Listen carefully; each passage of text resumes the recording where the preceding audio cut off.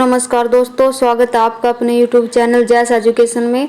और फ्रेंड्स, आज हम अपना शुरू करने वाले हैं अध्याय 35। नाम क्या है? उत्तरवर्ती मुगल राजवंश। ये आज हम शुरू कर रहे हैं। तो आइए दोस्तों, मेरे साथ देखते हैं मुगल साम्राज्य के उत्तराधिकारी शासक कौन कौन थे। ये सारे दे रखे इसमें।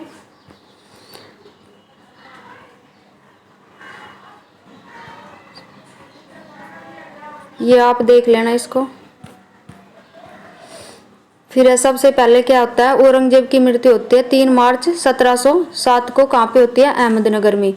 फिर इसकी मृत्यु के समय मुगल साम्राज्य में कुल कितने प्रांत थे? 21 प्रांत थे, जिनमें से एक प्रांत कहाँ पे? काबुल, जो कि अफगानिस्तान में, और 14 प्रांत उत्तर भारत में थे तथा 6 प्रांत दक्षिण भारत में थे।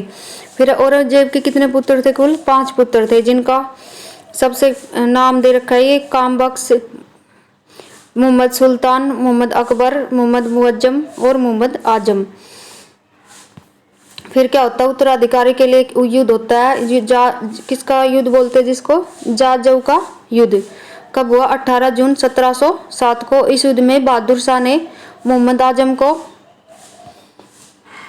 क्या कर दिया? पराजित कर दिया और उसकी हत्या कर दी, जिसमें क्या हुआ? आजम के 2 पुत्र भी मारे गए। फिर होता है बीजापुर का युद्ध 13 जून 1709 ईस्वी में 9 में। फिर यह युद्ध बहादुर शाह और कामबख्श के बीच में होता है। इस युद्ध में कामबख्श क्या हो जाता है? घायल हो जाता है और अगले दिन उसकी मृत्यु हो जाती है। फिर कामबख्श का पुत्र भी इस युद्ध में मारा गया और उत्तराधिकार के युद्ध में 63 वर्षीय कौन? बहादुर शाह विजयी रहा। फिर बहादुर शाह प्रथम, शाह आलम प्रथम 1707 से 1712 ईस्वी। फिर मोहम्मद मुअज्जम ने शाह आलम की उपाधि धारण कर लाहौर के उत्तर में स्थित शाहदौला के पुल पर मई 1717 में बहादुर शाह प्रथम के नाम से सम्राट घोषित किया मुअज्जम को।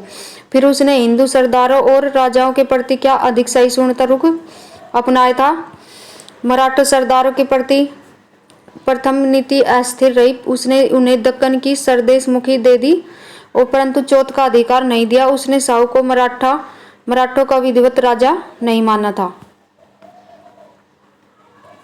बहादुर शाह ने गुरु गोविंद सिंह के साथ संधि की और उन्हें एक बड़ा मनसब देकर विद्रोही सिखों के साथ आपसी संबंधों को सुधारने का क्या? प्रयास किया। गुरु गोविंद सिंह की मृत्यु के बाद बंदा बहादुर के नेतृत्व में सिखों ने पंजाब में बगावत का झंडा बुलंद किया। बहादुर शाह ने स्वयं विद्रोहियों के विरुद्ध अभियान का नेतृत्व किया। बहादुर शाह लोहगढ़ और अन्य महत्वपूर्ण सिख केंद्रों पर आधिपत्य जमाने में सफल हो गए। लोहगढ़ का किला गुरु गोविंद सिंह ने अंबाला के उत्तर पूर्व में हिमालय की तराई में बनवाया था। फिर क्या है लोहगढ़ का किला? ये हमने पढ़ा अभी। बहादुर शाह के दरबार में 1711 ईस्वी में कौन? जोशुआ केटलार के नेतृत्व में एक डच प्रतिनिधि मंडल आया था। इस शिष्टमंडल का दरबार में भव्य स्वागत किया गया और इस स्वागत में एक पुर्तगाली स्त्री कौन? जूलियाना की महत्वपूर्ण भूमिका थी। इसे बीवी फिदवा आदि की उपाधियां दी गई। बहादुर शाह के शासनकाल के दौरान प्रशासन की स्थिति और बिगड़ गई। बहादुर शाह द्वारा अंधाधुंध जागीरें देने और पदोन्नति करने के फलस्वरूप राज्य की वित्तीय स्थिति पहले से क्या हो गई? दयनीय हो गई। और 1712 में बहादुर शाह की मृत्यु के कारण साम्राज्य को एक बार पुनः गृहयुद्ध का सामना करना पड़ा। इसी गृहयुद्ध के कारण उसका शव 10 सप्ताह बाद दिल्ली में दफनाया जा सका। किसके कारण? युद्ध के कारण। फिर बहादुर शाह की शाहे बेखबर क्या कहा जाता है? बहादुर शाह को शाहे बेखबर। सर सिडनी ओवन ने क्या लिखा है कि मुगल सम्राटों में बहादुर शाह अंतिम सम्राट था जिसके संबंध में कुछ अच्छे शब्द कहे जा सकते हैं। बहादुर शाह के कितने पुत्र थे? 4 पुत्र थे, जिनका नाम क्या था? जहादार शाह, अजीम उस शान और रफी उस शान, जहान शाह। फिर जहादार शाह 1712 से 13 ईस्वी में तैमूर वंश का प्रथम अयोग्य शासक था। इसे लंपट मूर्ख क्या बोलते थे? लंपट मूर्ख कहा जाता था। किसको? जहादार शाह को। फिर है इसके शासनकाल में प्रशासन वस्तुतः क्या? जुल्फिकार खां के हाथों में चला गया और जो क्या बन गया? वजीर बन गया था। जुल्फिकार खां के पिता असद खां को वकील नियुक्त किया गया। ये दोनों क्या थे? पिता पुत्र ईरानी अमीरों के नेता थे। जुल्फिकार खां ने भारतीय असंतुष्ट वर्ग को संतुष्ट करने का प्रयास किया। उसने जय सिंह को मिर्जा राजा की पदवी दी और उन्हें मालवा का सूबेदार नियुक्त किया गया। फिर अजीत सिंह को महाराज की पदवी दी तथा उन्हें गुजरात का गवर्नर बनाया और दोनों को 7,000 का मनसब प्रदान किया। जहादार शाह के समय क्या हुआ? जजिया कर भी समाप्त कर दिया गया। जुल्फिकार खां ने चूड़ामन जाट और छत्रसाल बुंदेला के साथ मेल मिलाप कर लिया। केवल बंदा बहादुर और सिखों के प्रति उसने दमन की पुरानी नीति जारी रखी। जहादार शाह लाल कुंवर नामक वेश्या से प्रेम करता था और उसने उसके रिश्तेदारों को उच्च पदों पर नियुक्त किया।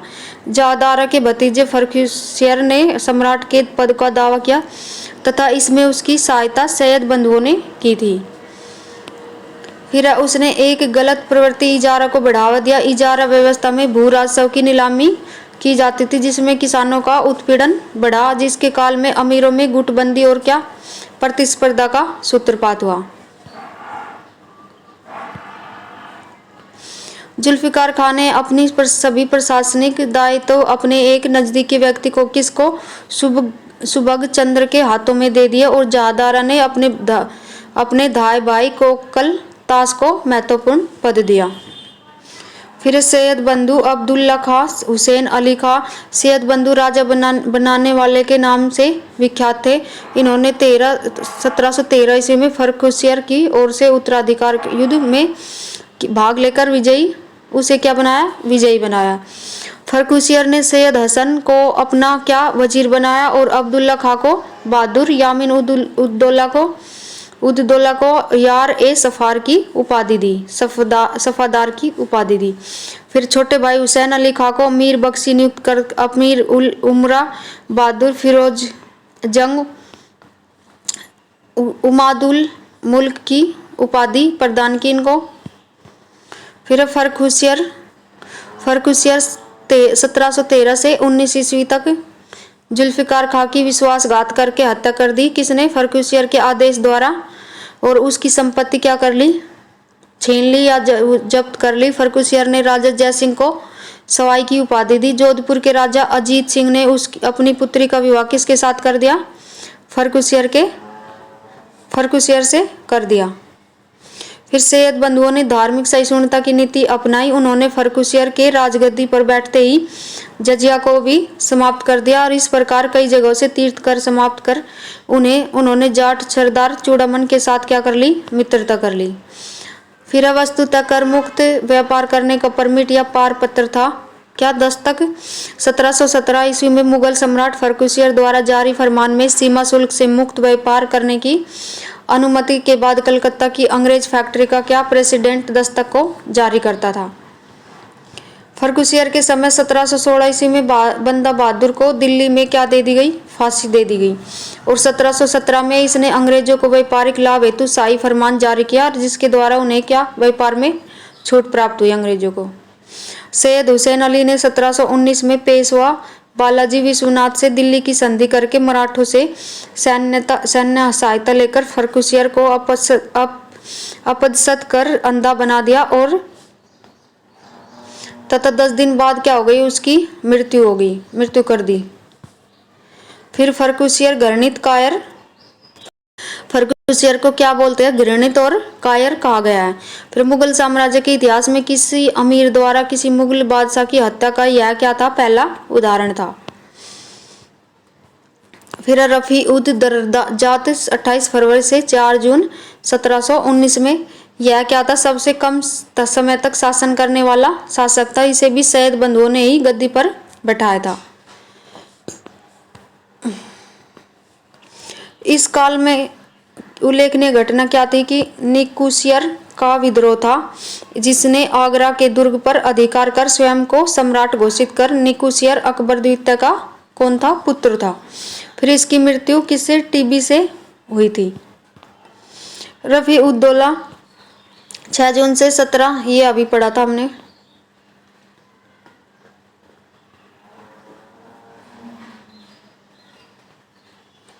नहीं, ये यहाँ से 17 सितंबर 1719 से रफी उद्दौला की मृत्यु के पश्चात क्या हुआ, सैयद बंधुओं ने इसे इसे राज गद्दी पर बैठाया। उसने शाहजहां द्वितीय की उपाधि धारण की और दूसरा सबसे कम समय तक शासन करने वाला मुगल सम्राट था। इस शासनकाल में राजा अजीत सिंह अपनी विधवा पुत्री को मुगल हरम से वापस लेगा, जिसने पुनः हिंदू धर्म स्वीकार कर लिया। और रफी उद्दौला की मृत्यु पेचिश नामक बीमारी से हुई थी। फिर मोहम्मद शाह रोशन अख्तर, ये दे रखे है नीचे रंगीला की उपाधि। मोहम्मद शाह को क्या बोलते थे, रोशन अख्तर। 1719 से 1748 ईस्वी। ये कौन था, यह बहादुर शाह के सबसे छोटे बेटे जहान शाह का पुत्र था। इसे क्या बोलते थे, इसे रंगीला कहा करते। किस कारण से कहते थे, इसके अधिकतर समय पशु युद्धों को देखने में व्यतीत करता था यह, और उसकी प्रशासन के प्रति क्या थी, उदासीनता, मदिरा और सुंदरी के प्रति रुचि होने के कारण ही इसको रंगीला बोला जाता था। इसके काल में क्या था, सैयद बंधुओं का अंत हुआ और मुहम्मद के शासनकाल में निजाम उल हक ने हैदराबाद राज्य की नींव डाली। सादत खान ने अवध में अपने राज्य को क्या कर लिया, स्वतंत्र कर लिया, और इसी तरह बंगाल, बिहार, उड़ीसा भी स्वतंत्र हो गई। फिर बाजीराव प्रथम के नेतृत्व में मराठे केवल 500 घुड़सवार लेकर मार्च 1737 में कहाँ पहुंचे, दिल्ली में प्रवेश कर गए, और परंतु उनकी क्या हो गया, उनका किसी ने विरोध नहीं किया। फिर अब फारस के शासक नादिर शाह ने 1739 में मोहम्मद शाह के समय दिल्ली पर क्या कर दिया, आक्रमण किया था। और अहमद शाह आताब 1748 से 1754। मोहम्मद शाह की मृत्यु के पश्चात उसका एकमात्र पुत्र कौन, अहमद शाह राजगद्दी पर बैठता है। इस मुगल सम्राट के काल में मुगल अर्थव्यवस्था छीन भिन्न हो गई। सेना के वेतन देने के लिए शाही सामान बिकने लगे तथा कई जगह वेतन नहीं मिलने से सेना में क्या हो गया, विद्रोह होने लगा। फिर इसी शासनकाल में 1748 में अहमद शाह अब्दाली ने भारत पर क्या कर दिया, आक्रमण कर दिया, और उसने इसके समय में राजकीय कामकाज का नेतृत्व राजमाता किसमें, उद्दमबाई उपाधि मिली किबला ए आलम की कर रही थी।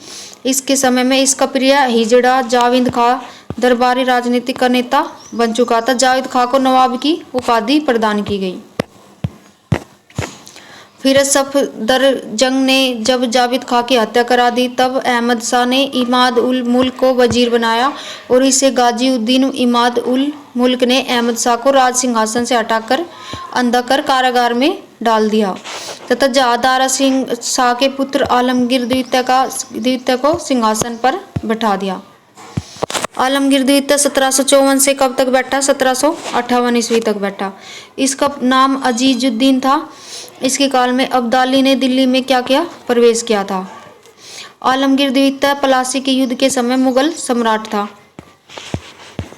फिर शाहजहां तृतीय 1758 से कब तक, 1759 ईस्वी तक। फिर आलमगीर द्वितीय की हत्या के समय उसका पुत्र कौन, अली गौहर बिहार में था। इसी समय दिल्ली में इमाद उल मुल्क ने कामबख्श के कौन पुत्र मुही उल मिल्लर को शाहजहां तृतीय के नाम से राज सिंहासन पर बैठा दिया। इस प्रकार आलमगीर द्वितीय की मृत्यु के पश्चात मुगल साम्राज्य में 2 बादशाह 2 अलग अलग स्थानों पर सिंहासन रूढ़ हुए।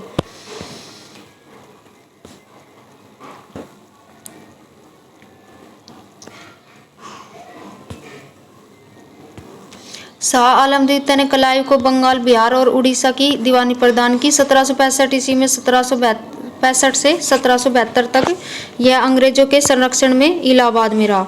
फिर 1772 में शाह आलम द्वितीय मराठों के संरक्षण में कहाँ पहुंचा, दिल्ली पहुंचा, तथा 1803 तक मराठों का संरक्षण स्वीकार किया। गुलाम कादिर ने 1788 में शाह आलम द्वितीय को अंधा करवा दिया था। किसने, गुलाम कादिर ने।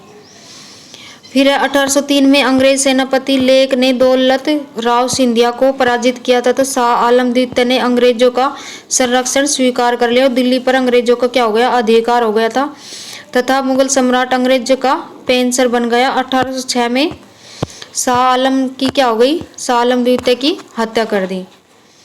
फिर कौन आता, अकबर द्वितीय। कब से कब तक आता है, 1806 से 1837 तक 37 ईस्वी तक अकबर द्वितीय ने राम मोहन राय को राजा की उपाधि दी थी। किसको? राम मोहन राय को। राजा राम मोहन राय मुगल सम्राट की पेंशन हेतु इंग्लैंड गए, जहां ब्रिस्टल में उनकी क्या हो गई? मृत्यु हो गई। फिर अकबर द्वितीय के शासनकाल में कब? 1835 में मुगलों के सिक्के बंद कर दिए गए। इसकी बादशाहत लाल किले तक सीमित थी और वास्तविक सत्ता अंग्रेजों के हाथों में थी। फिर बहादुर शाह द्वितीय 1837 से 57 ईस्वी, यह कौन था? अंतिम मुगल बादशाह था, जिसका उपनाम जफर था। क्या था उपनाम? जफर था। 1857 में विद्रोह के बाद बहादुर शाह को बंदी बना लिया और कानूनी रूप से मुगल साम्राज्य 1 नवंबर 1858 को महारानी विक्टोरिया के घोषणा पत्र से समाप्त हो गया। 1857 के विद्रोह में भाग लेने के कारण अंग्रेजों ने बहादुर शाह जफर को क्या कर लिया? गिरफ्तार कर मुकदमा चलाया और अंत में इसे निर्वासित कर कहाँ भेज दिया? रंगून भेज दिया गया, जहां 1862 में इसकी क्या हो गई? मृत्यु हो गई और रंगून में ही उनकी कब्र स्थित है। किसकी? बहादुर शाह जफर की, रंगून में। फिर मुगल साम्राज्य के विघटन के लिए उत्तरदायी विदेशी आक्रमण। सबसे पहले नादिर शाह का आक्रमण। ईरान का क्या था? नेपोलियन ईरान का था। नादिर शाह फारस का शासक था। किसका? फारस का। फिर नादिर शाह भारत की अपार धन संपदा के कारण आकर्षित हुआ। उसकी इच्छा भारत को क्या थी? भारत से धन लूटने की थी। फिर नादिर शाह तैमास्पा की मृत्यु के बाद 1736 में फारम ईरान का शासक बना था और उसे 1739 में भारत पर आक्रमण करने के लिए आमंत्रण मिला था। नादिर शाह ने 11 जून 1738 को गजनी नगर में प्रवेश किया और 29 जून 1738 को काबुल पर क्या कर लिया? अधिकार कर लिया। काबुल के मुगल शासक नासिर खान ने बिना प्रतिरोध के अधीनता स्वीकार कर ली और क्षमा याचना कर नादिर शाह से काबुल व पेशावर का गवर्नरी प्राप्त कर ली। फिर नादिर शाह ने अटक के पास सिंधु नदी पार की और लाहौर के गवर्नर को हरा दिया। उसने भी उनकी अधीनता स्वीकार कर ली। इसके पश्चात फरवरी 1739 में नादिर शाह ने पंजाब पर क्या कर दिया? आक्रमण कर दिया। और क्या हुआ परिणाम? मोहम्मद शाह अपने मीर बख्शी खां ने दौरा निजामुल मुल्क सुआदत खां आदि को लेकर पंजाब पहुंचे और करनाल का युद्ध हुआ। करनाल का युद्ध कब हुआ था? 1739 में 24 फरवरी 1739 को। नादिर शाह की इस तीव्रगामी आक्रमण से भयभीत होकर मोहम्मद शाह 80,000 सैनिकों तथा निजामुल मुल्क कमरुद्दीन व खान ने दौरा के साथ लेकर आक्रमणकारियों का सामना करने के लिए चल पड़ा और निजामुल की मध्यस्थता के कारण मोहम्मद शाह और नादिर शाह के मध्य समझौता हो गया। मोहम्मद शाह ने निजाम को मीर बख्शी का पद दे दिया, क्योंकि यह स्थान खान ए दौरा की मृत्यु के कारण रिक्त हो चुका था। मीर बख्शी का पद सादत खां भी प्राप्त करना चाहता था। उसने नादिर शाह से भेंट की और कहा कि यदि आप दिल्ली पर आक्रमण करें तो 20 लाख नहीं 20 करोड़ रुपए मिल सकता है। फिर 20 मार्च 1739 को दिल्ली पर नादिर शाह का अधिकार हो गया। नादिर शाह के नाम का खुतबा पढ़ा गया तथा सिक्के जारी किए गए और कुछ समय के लिए मुगल राज्य क्या हो गया? समाप्त हो गया और फारसी राज्य आरंभ हो गया। फिर 22 मार्च 1739 को दिल्ली में अफवाह फैल गई कि नादिर शाह की क्या हो गई? मृत्यु हो गई। नगर में विद्रोह फैल गया और नादिर शाह के 700 सैनिक की हत्या कर दी गई। इस पर नादिर शाह ने व्यापक नरसंहार की आज्ञा दे दी। इस नरसंहार में लगभग कितने 30,000 व्यक्ति हताहत हुए और मोहम्मद शाह की प्रार्थना पर यह आज्ञा वापस ले ली गई। फिर नादिर शाह दिल्ली में 57 दिनों तक रुका और वापस जाते समय कितने 30 करोड़ रुपए नगद, तख्त ताऊत, कोहिनूर हीरा और मोहम्मद शाह द्वारा तैयार करवाई गई हिंदू संगीत की प्रसिद्ध चित्रित फारसी पांडुलिपि को अपने साथ ले गया। देख लो कितना कुछ ले गया। इसके अतिरिक्त कश्मीर और सिंध नदी के पश्चिमी प्रदेश नादिर शाह को प्राप्त हुए। मुगल सम्राट ने अपनी पुत्री का विवाह नादिर शाह के पुत्र किसके नसीर उल्लाह मिर्जा से कर दिया। नादिर शाह ने मोहम्मद शाह को मुगल साम्राज्य का क्या कर दिया? सम्राट घोषित कर दिया और खुतबा पढ़ने व सिक्के चलाने का भी अधिकार लौटा दिया। फिर अहमद शाह अब्दाली का आक्रमण 1747 में नादिर शाह का क्या वध किए जाने के पश्चात अहमद शाह अब्दाली कंधार का स्वतंत्र शासक बना। शीघ्र ही उसने काबुल को जीत लिया और आधुनिक अफगान राज्य की नींव रखी। नादिर शाह के वैध उत्तराधिकारी के रूप में उसके पश्चिमी पंजाब पर अपना दावा किया। फिर अहमद शाह अब्दाली ने हिंदुस्तान के विरुद्ध आक्रमण की नीति जारी रखी। मुख्य रूप से इन आक्रमणों का उद्देश्य भारत के ज्ञात धन को लूटना था। 1748 ईस्वी में उसका पंजाब पर पहला आक्रमण असफल रहा और 1749 में उसने फिर से आक्रमण किया, पंजाब के गवर्नर मोइन उल मुल्क को पराजित किया। फिर सम्राट अहमद शाह ने अहमद शाह अब्दाली को सिंध और पंजाब का प्रदेश दे दिया। नवंबर 1753 में मोइन उल मुल्क की क्या हो गई, मृत्यु के पश्चात वजीर इमाद उल मुल्क ने अदीना बेग खां को पंजाब का सूबेदार नियुक्त किया। फिर अहमद शाह अब्दाली ने पंजाब में हस्तक्षेप किया तथा 9 नवंबर 1756 में वह भारतीय सीमाओं का उल्लंघन कर उसमें प्रवेश कर गया और जनवरी 1757 में वह दिल्ली में प्रवेश किया उसने और मथुरा और आगरा तक लूटमार की। मुगल साम्राज्य के पतन के कारण क्या थे, अयोग्य उत्तराधिकारी, सबने हार मान ली। फिर दक्कन सैन्य अभियानों में अधिक धन खर्च, औरंगजेब की धार्मिक असहिष्णुता, जागीरदार व्यवस्था का संकट, फिर स्थिर केंद्रीय प्रशासन का अभाव, दरबार में विरोधी गुटों का उदय, फिर सैनिक दुर्बलताएं, विदेशी आक्रमण। अपनी वापसी के पहले अब्दाली ने भारत में आलमगीर द्वितीय को सम्राट और इमादुल मुल्क को वजीर और रोहिल्ला सरदार नजीब उद दौला को साम्राज्य का मीर बख्शी और अपने मुख्य दूत नियुक्त किया, अपना मुख्य। फिर मार्च 1758 में मराठा सरदार रघुनाथ राव दिल्ली पहुंचा और उसने नजीब उद दौला को दिल्ली से निकाल दिया। फिर पंजाब को लूटा तथा अंत में अदीना बेग खां को पंजाब का गवर्नर नियुक्त कर लौट गया। अहमद शाह अब्दाली ने मराठों से प्रतिशोध लेने के लिए पुनः भारत पर आक्रमण किया। फलस्वरूप कांपे पानीपत का तीसरा युद्ध 14 जनवरी 1761 को हुआ, जिसमें क्या हुई, मराठों को पूर्णतः पराजय हुई, मराठों की हार गए। फिर नजीब उद दौला को साम्राज्य का मीर बख्शी और अपना मुख्य दूत नियुक्त किया। मार्च 1758 में मराठा सरदार रघुनाथ राव दिल्ली पहुंची, हमने अभी पढ़ा है। फिर 20 मार्च 1761 को अब्दाली ने दिल्ली छोड़ने से पहले पुनः शाह आलम द्वितीय को सम्राट, नजीब उद दौला को मीर बख्शी और को वजीर नियुक्त किया, इमाद उल मुल्क को। 1763 में अहमद शाह अब्दाली भारत में छठी बार मार्च 1763 में आया। फिर अहमद शाह अब्दाली का उद्देश्य क्या था कि सिखों को सजा देना था और जिन्होंने पंजाब में अपनी शक्ति बढ़ा ली थी, परंतु अफगानिस्तान में आंतरिक अव्यवस्था उत्पन्न हो जाने के कारण उसे वापस लौटना पड़ा। फिर अब्दाली का 7वां और अंतिम आक्रमण मार्च 1767 ईस्वी में हुआ, परंतु यह आक्रमण क्या रहा, सफल नहीं हो पाया और वह सिखों को पूर्णतः पराजित नहीं कर सका। तो धन्यवाद दोस्तों, ये था हमारा चैप्टर होता है समाप्त। धन्यवाद दोस्तों।